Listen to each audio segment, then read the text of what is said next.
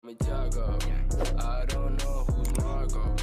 I just hit this lotto. I'm building up my cargo. And I know.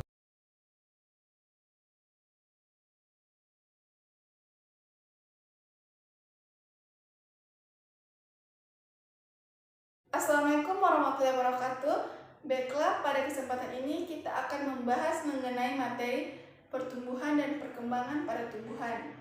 Sebelum kita membahas lebih lanjut, terlebih dahulu di sini saya akan menjelaskan mengenai konsep pertumbuhan dan perkembangan itu sendiri. Pasti kalian sudah tahu kan apa yang dimaksud dengan pertumbuhan dan perkembangan? Pertumbuhan adalah proses bertambahnya jumlah atau volume atau ukuran sel suatu makhluk hidup. Contohnya, yang awalnya tumbuhan memiliki ukuran 5 cm, kemudian akan tumbuh menjadi tumbuhan yang memiliki ukuran 10 cm. Kemudian, perkembangan adalah proses menuju kedewasaan atau pematangan fungsi organ. Contohnya itu dapat kita lihat pada tumbuhan yang dapat menghasilkan buah, di mana ketika tumbuhan telah menghasilkan buah, itu menandakan bahwa organ kelamin pada buah tersebut telah matang sehingga dapat menghasilkan buah. Kemudian selanjutnya kita akan membahas mengenai proses pertumbuhan. Nah, proses pertumbuhan dimulai dari biji, di mana pada biji ada yang namanya perkecambahan. Setelah berkecambah, kemudian akan mengalami pertumbuhan dan perkembangan. Nah, apa sih perkecambahan itu? Perkecambahan adalah proses berakhirnya masa dormansi. Nah, sedangkan dormansi itu adalah masa inaktif biji itu sendiri. Jika kalian menanam biji, sebelum kalian berikan air, biji tersebut itu masih dalam keadaan dormansi atau inaktif.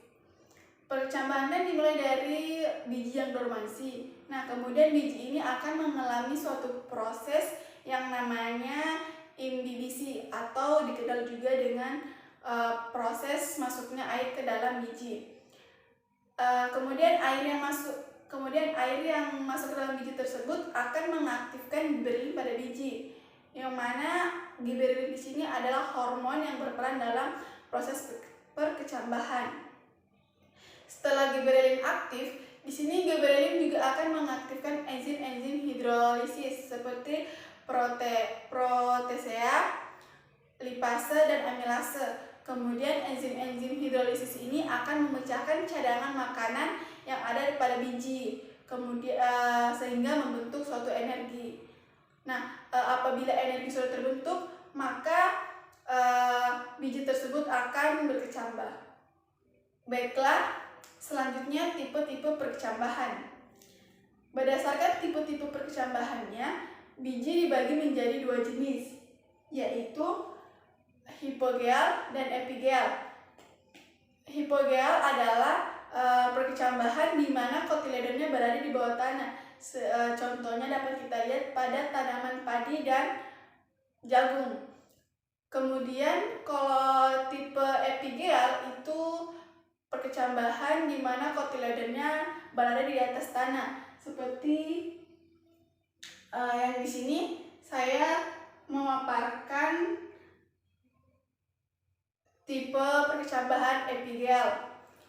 Nah, tipe perkecambahan epigeal ini dapat kita jumpai pada tanaman kedelai. Kemudian pertumbuhan. Nah, pertumbuhan ini juga terbagi menjadi dua, yaitu pertumbuhan primer dan pertumbuhan sekunder. Pertumbuhan primer di mana akar dan batang bertambah panjang sehingga tumbuhan akan semakin tinggi dan panjang. Selain dari itu, pertumbuhan primer ini juga dipengaruhi oleh aktivitas meristem apikal. Nah, meristem apikal ini adalah jaringan yang selalu membelah, yang letaknya berada di ujung batang dan di ujung akar. Karena letaknya di ujung-ujung, berarti pertumbuhan primer ini terjadi pada ujung-ujung, seperti di ujung akar. Selanjutnya yaitu pertumbuhan yang kedua, atau dikenal juga dengan pertumbuhan sekunder. Nah, pada pertumbuhan sekunder ini, akar dan batang akan melebar sehingga tumbuhan akan membesar.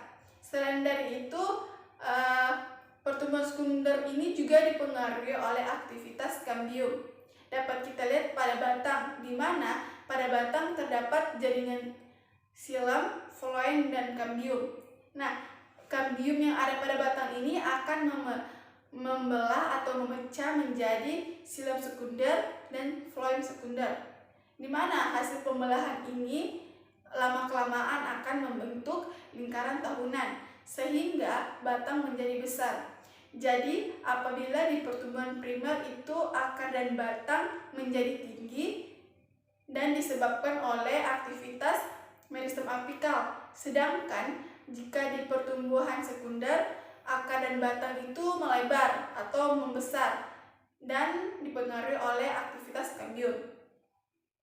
Kemudian selanjutnya yaitu perkembangan. Nah, perkembangan ini kan ditandai dengan